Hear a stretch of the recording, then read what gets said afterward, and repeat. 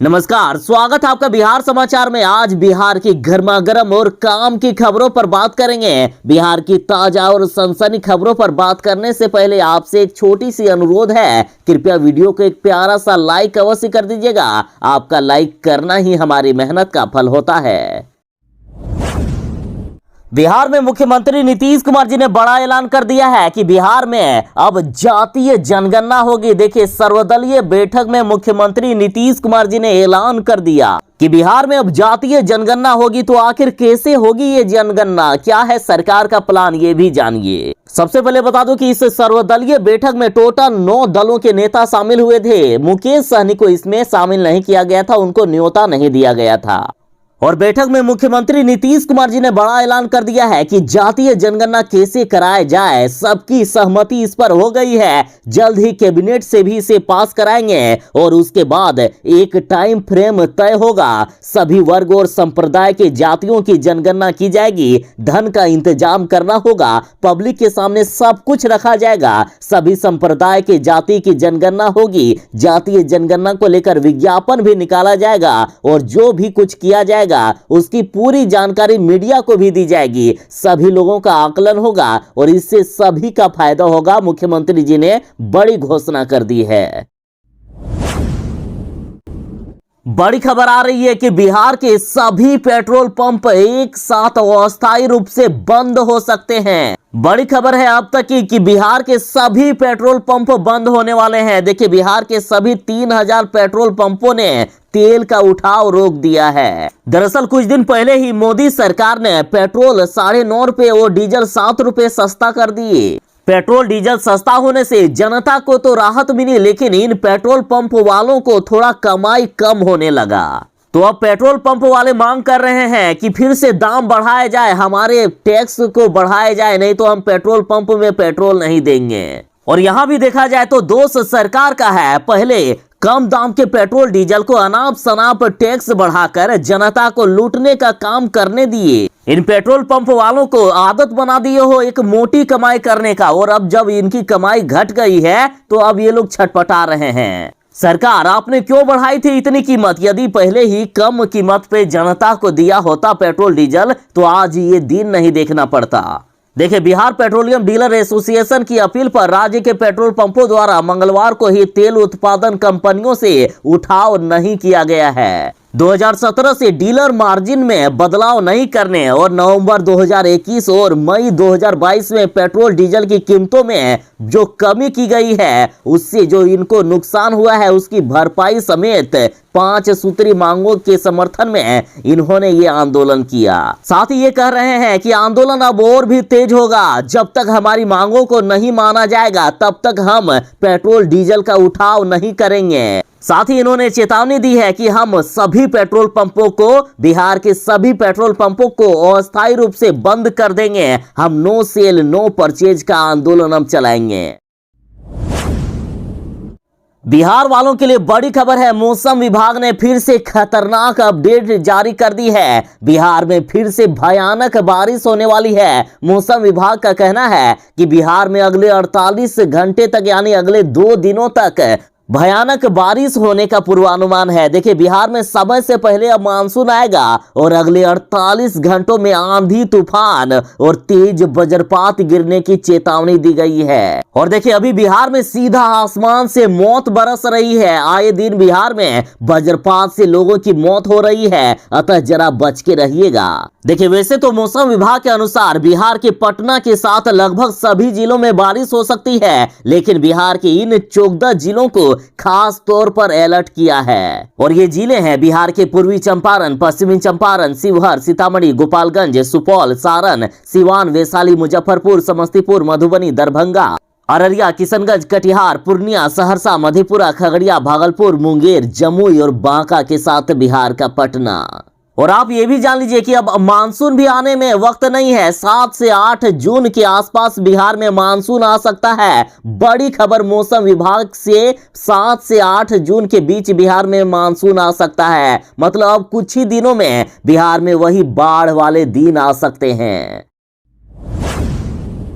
बिहार के साथ पूरे देश वालों के लिए बड़ी खबर है। देखिए, पेट्रोल डीजल के बाद अब एलपीजी गैस सिलेंडर सस्ते हो गए हैं। एलपीजी गैस सिलेंडर के दाम इस बार फिर से कम हो गए। देखिए, कुछ दिन पहले ही मोदी सरकार ने पेट्रोल और डीजल के दाम कम कर दिए थे। साथ ही घरेलू गैस सिलेंडर पर 200 रुपए की सब्सिडी देने का ऐलान किए थे। तो वहीं 1 जून से एलपीजी गैस सिलेंडर के दाम कम हो गए हैं। देखिए, कॉमर्शियल गैस सिलेंडर जो 19 किलो का गैस सिलेंडर आता है वो 135 रुपया सस्ता हो गया है। और बात करें घरेलू गैस सिलेंडर की, तो घरेलू गैस सिलेंडर की कीमत तो पहले ही सरकार ने कम कर दी है। घरेलू गैस सिलेंडर पर 200 रुपए का सब्सिडी दिया जा रहा है। मतलब जिन्होंने उज्ज्वला योजना के तहत गैस सिलेंडर लेना शुरू किया है उनके खाते में 200 रुपए भेज दिए जाएंगे।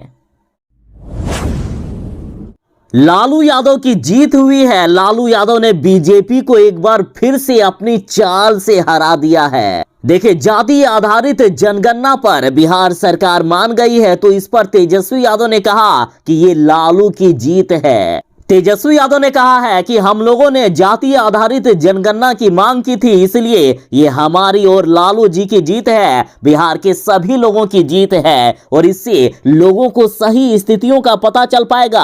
आर्थिक रूप से कमजोर और अंतिम पायदान पर बैठे व्यक्ति को अब लाभ मिल सकेगा। तेजस्वी यादव ने कहा है कि ये बिहार के सभी लोगों के हित में है, अतः इसका विरोध करना गलत है। इसकी लड़ाई लालू जी ने लड़ी थी और पार्लियामेंट में आवाज उठाई थी। जातीय जनगणना हुआ और बाद में बीजेपी की सरकार आई और जिसके बाद अरुण जेटली का बयान आया कि डेटा करप्ट हो गया है। देखिए, देश का सबसे महंगा जनगणना हुआ और उसका कोई डेटा हम लोगों को उपलब्ध नहीं कराया गया। लालू जी फिर भी लगातार लड़ाई जारी रखे और यही कारण है कि बिहार विधानसभा में 2 बार सर्वसम्मति से फिर ये पारित हुआ।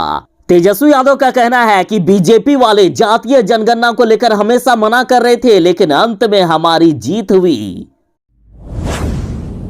देखिए, कहा जा रहा है कि बिहार में जातीय जनगणना तो एक बहाना है। असल में मुख्यमंत्री नीतीश कुमार जी और तेजस्वी यादव जातीय जनगणना को मुद्दा बनाकर अपनी नजदीकियां बढ़ा रहे हैं। देखिए, तेजस्वी यादव के कहने पर ही मुख्यमंत्री नीतीश कुमार जी ने जातीय जनगणना का फैसला किया। जातीय जनगणना से पहले तेजस्वी यादव और मुख्यमंत्री नीतीश कुमार जी दोनों ने मिलकर आपस में मीटिंग की और जातीय जनगणना में सर्वदलीय बैठक बुलाने का फैसला लिया। खबरें तो यहां तक आने लगी कि मुख्यमंत्री नीतीश कुमार जी कहीं बीजेपी का साथ छोड़कर राजद के साथ नहीं चले जाए। मीडिया में खबरें आने लगी कि शायद बीजेपी डर गई, इसलिए जातीय जनगणना को लेकर मान गई। और अब जो तस्वीरें वायरल हो रही है वो भी खूब चर्चे में है। देखिए, सर्वदलीय बैठक में मुख्यमंत्री नीतीश कुमार जी के साथ तेजस्वी यादव नजर आए। मुख्यमंत्री जी के बगल में तेजस्वी यादव बैठे नजर आए और ऐसी तस्वीरों को भी सियासी नजर से देखा जाने लगा है कि मुख्यमंत्री नीतीश कुमार जी और तेजस्वी यादव के बीच नजदीकियां अब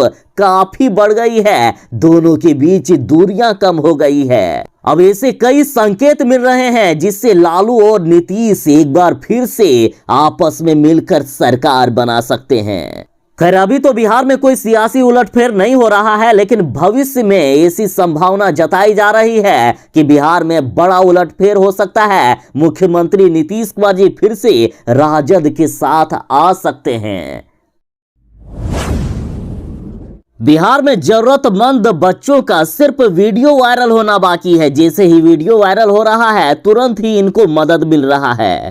बिहार में सोनू कुमार के वीडियो वायरल होने के बाद उनका एडमिशन अब प्राइवेट स्कूल में कराया जा रहा है। तो वहीं एक पैर से कूद कर 1 किलोमीटर दूर अपने स्कूल जाने वाली सीमा का वीडियो वायरल हुआ। उसके बाद उनको भी मदद दी गई और अब बिहार के बेतिया में चांद तारा नामक एक दिव्यांग बच्ची का वीडियो वायरल हुआ जो घसीटते हुए 1 किलोमीटर दूर अपने स्कूल जाती है। आप देख सकते हैं इस बच्ची का संघर्ष, किस तरह से घसीट कर ये बच्ची वो भी 1.5 किलोमीटर दूर अपने स्कूल वो भी रोजाना जाती है। ये बच्ची सरकार से मांग कर रही थी कि इनको ट्राईसाइकिल मिल जाए ताकि ये अपने स्कूल जा पाए आसानी से। तो देखिए, बस वीडियो वायरल होने का देर था, तुरंत ही मदद मिल गई। अब जमीन पर घसीट कर नहीं बल्कि ट्राई साइकिल से स्कूल जाएगी बेतिया की चांद तारा। देखिए, बेतिया के डीएम कुंदन कुमार ने मीडिया की खबरों पर एक्शन लेते हुए बच्ची को 24 घंटे के अंदर ट्राई साइकिल मुहैया करवा भी दी है।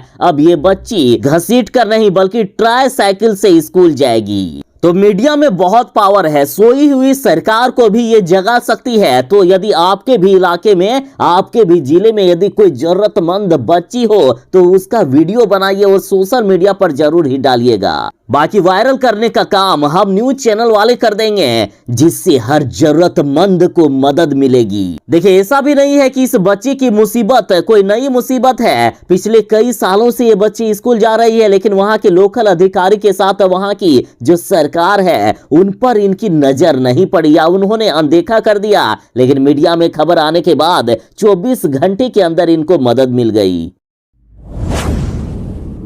एक ऐसा व्यक्ति जो कभी भी लोगों की मदद करने में पीछे ना हटता हो, चाहे कोरोना जैसे भयानक महामारी का समय हो या उससे भी खतरनाक स्थिति, अपनी जान की परवाह किए बिना बॉलीवुड सुपरस्टार सोनू सूद लोगों की मदद के लिए आगे आते हैं। बस किसी तरह से लोगों की परेशानी इन तक पहुंचनी चाहिए। तो देखिए, बिहार में एक छोटी सी बच्ची जिनका 4 पैर 4 हाथ है, देखिए कमर से 2 पैर और 2 एक्स्ट्रा हाथ जुड़े हुए हैं और इसका इलाज कराने की जरूरत थी। तो सबसे पहले पटना के IGIMS में इस बच्ची का भर्ती करवा दिए थे सोनू सूद जी ने, लेकिन यहाँ इलाज नहीं हो पाया। उसके बाद इस बच्ची के साथ पूरे परिवार को सोनू सूद जी ने मुंबई बुला लिया और देखिए, मुंबई में सर्जरी के लिए पहुंची इस दिव्यांग बच्ची को देखते ही जमीन पर बैठ गए सोनू सूद। इस तरह से इनका स्वागत किया गया। आप देख सकते हैं कि इस बच्ची के लिए किस प्रकार से जमीन पर बैठकर स्वागत कर रहे हैं सोनू सूद जी।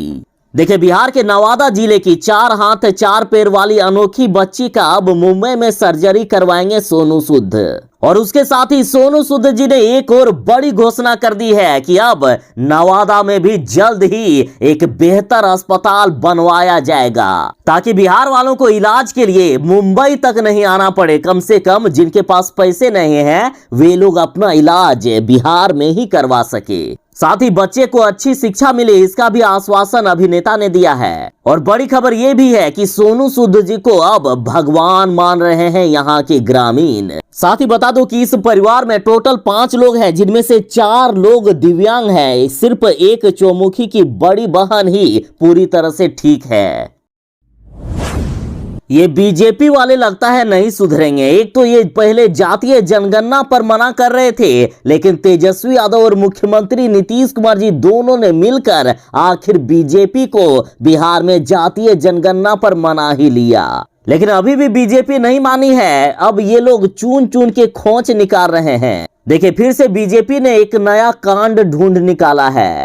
अब बीजेपी वालों को जनगणना शब्द से आपत्ति है। देखिए, चाहे जनगणना हो या फिर जाति आधारित गणना, होगा एक ही काम, इसमें अलग कुछ नहीं होगा। लेकिन ये लोग अब तरह तरह के खोंच निकाल रहे हैं। देखिए, बीजेपी के प्रदेश अध्यक्ष संजय जायसवाल ने पहले इसमें जनगणना शब्द का प्रयोग पर आपत्ति जताई। उनका कहना है कि संविधान की 7वीं अनुसूची में इस बात का खास तौर से उल्लेख है कि जनगणना कराने का अधिकार सिर्फ केंद्र सरकार के पास है। ये राज्य या समवर्ती सूची में शामिल नहीं है। ऐसे में यह जाति आधारित गणना होनी चाहिए, न कि जाति जनगणना।